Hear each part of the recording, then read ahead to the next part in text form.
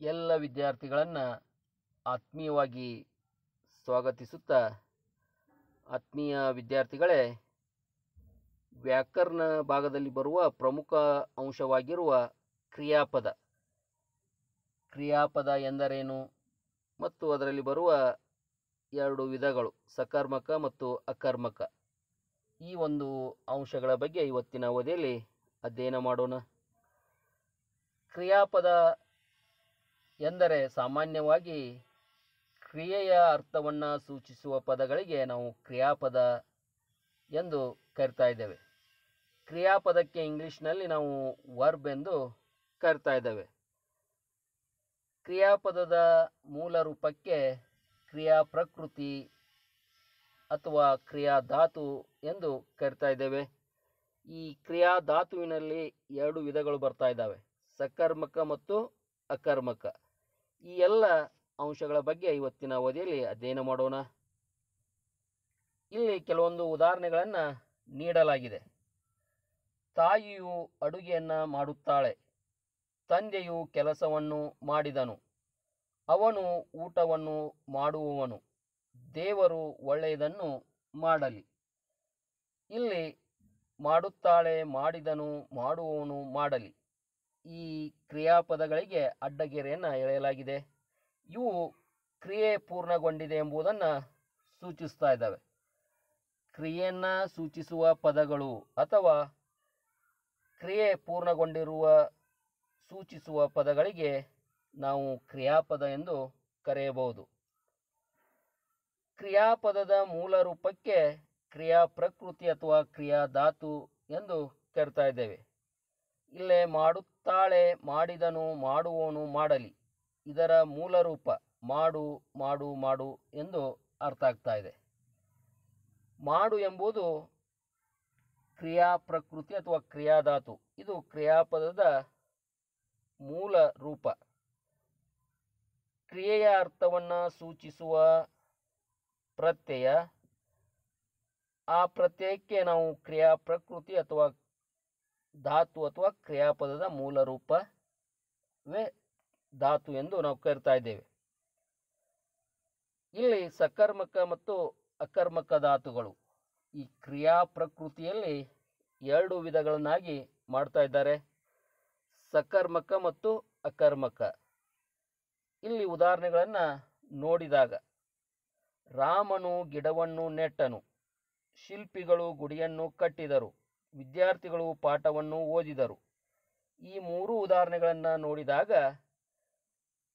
ಒಂದು ವಾಕ್ಯದಲ್ಲಿ ಕರ್ತೃ, ಕರ್ಮ, ಕ್ರಿಯಾಪದ ಈ ಮೂರು ವಿಭಾಗಗಳು ಬರ್ತಾ ಇದ್ದಾವೆ. ಸಬ್ಜೆಕ್ಟ್, ಆಬ್ಜೆಕ್ಟ್, ವರ್ಬ್ ಈ ಥರನಾಗಿ ಬರ್ತಾ ಇದ್ದಾವೆ. ರಾಮನು ಗಿಡವನ್ನು ನೆಟ್ಟನು, ಶಿಲ್ಪಿಗಳು ಗುಡಿಯನ್ನು ಕಟ್ಟಿದರು, ವಿದ್ಯಾರ್ಥಿಗಳು ಪಾಠವನ್ನು ಓದಿದರು.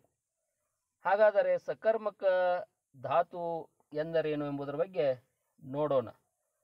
ಮೂರು ವಾಕ್ಯಗಳಲ್ಲಿ ನೆಟ್ಟನು, ಕಟ್ಟಿದರು, ಓದಿದರು ಎಂಬ ಕ್ರಿಯಾಪದಗಳಿವೆ.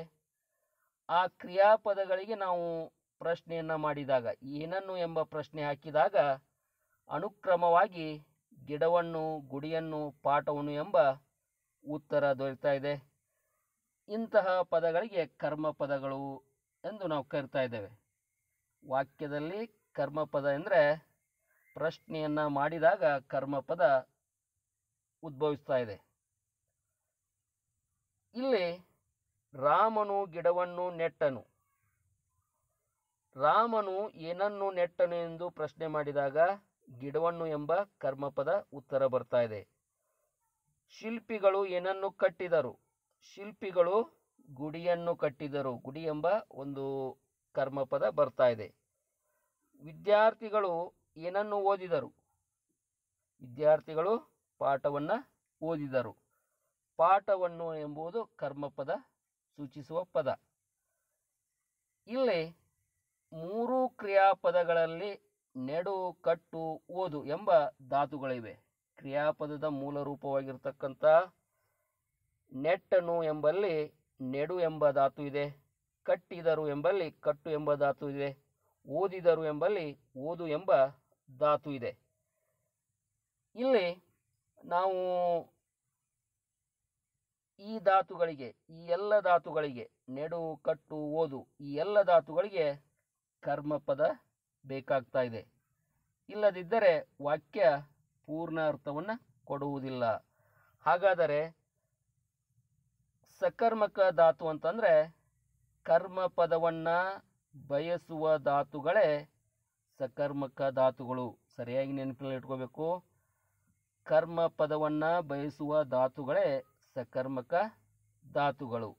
ಇದು ಸಕರ್ಮಕ ಧಾತುವಿಗೆ ಇಷ್ಟೆಲ್ಲ ಒಂದು ನಾವು ಉದಾಹರಣೆಗಳನ್ನು ನೋಡಿದಾಗ ನಮಗೆ ಸಕರ್ಮಕ ಧಾತು ಎಂದರೇನೆಂಬುದು ನಮಗೆ ತಿಳಿತಾ ಇದೆ.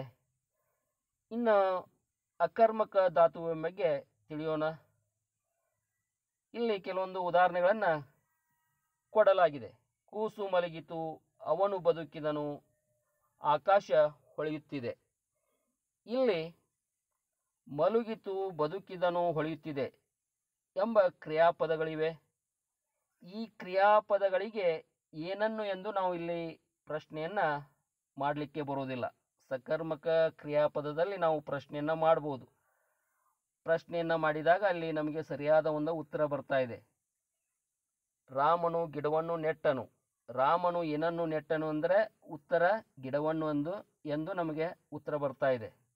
ಆದರೆ ಅಕರ್ಮಕ ಧಾತುವಿನಲ್ಲಿ ಇಲ್ಲಿ ಕೂಸು ಮಲಗಿತು, ಅವನು ಬದುಕಿದನು, ಆಕಾಶ ಹೊಳೆಯುತ್ತಿದೆ, ಮಲಗಿತು, ಬದುಕಿದನು, ಹೊಳೆಯುತ್ತಿದೆ ಎಂಬ ಪದಗಳು ಕ್ರಿಯಾಪದಗಳು.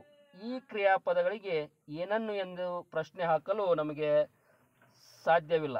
ಹಾಗಾಗಿ ಕ್ರಿಯಾಪದಗಳಲ್ಲಿರುವ ಮಲಗು, ಬದುಕು, ಹೊಳೆ, ಇವು ಕ್ರಿಯಾ ಪ್ರಕೃತಿಗಳು. ಇವು ಕರ್ಮಪದವನ್ನು ಬಯಸುವುದಿಲ್ಲ, ಅಪೇಕ್ಷಿಸುವುದಿಲ್ಲ. ಆದ್ದರಿಂದ ಇವು ಅಕರ್ಮಕ ಧಾತುಗಳು. ಹಾಗಾದರೆ ನಿಯಮ, ಕರ್ಮಪದವನ್ನು ಬಯಸದೇ ಇರುವ ಧಾತುಗಳೇ ಅಕರ್ಮಕ ಧಾತುಗಳು. ವಿದ್ಯಾರ್ಥಿಗಳೇ, ಈ ಎಲ್ಲ ಅಂಶಗಳನ್ನು ಅಧ್ಯಯನ ಮಾಡಬೇಕು. ಕ್ರಿಯಾಪದ ಎಂದರೇನು, ಕ್ರಿಯಾ ಪ್ರಕೃತಿ ಎಂದರೇನು, ಕ್ರಿಯಾ ಪ್ರಕೃತಿಯಲ್ಲಿ ಬರುವ ಸಕರ್ಮಕ ಅಕರ್ಮಕಕ್ಕೆ ನೀಡಿರುವ ಒಂದು ನಿಯಮಗಳನ್ನು ಮತ್ತು ಉದಾಹರಣೆಗಳನ್ನು ನೀವು ಸರಿಯಾದ ರೀತಿಯಲ್ಲಿ ಅಧ್ಯಯನ ಮಾಡಿದರೆ ಈ ವ್ಯಾಕರಣದಲ್ಲಿ ಬರುವ ಕ್ರಿಯಾಪದ, ಸಕರ್ಮಕ ಅಕರ್ಮಕ ಒಂದು ಅಂಶಗಳ ಮಹತ್ವ ನಮಗೆ ತಿಳಿತಾ ಇದೆ. ಎಲ್ಲರಿಗೂ ಧನ್ಯವಾದಗಳು.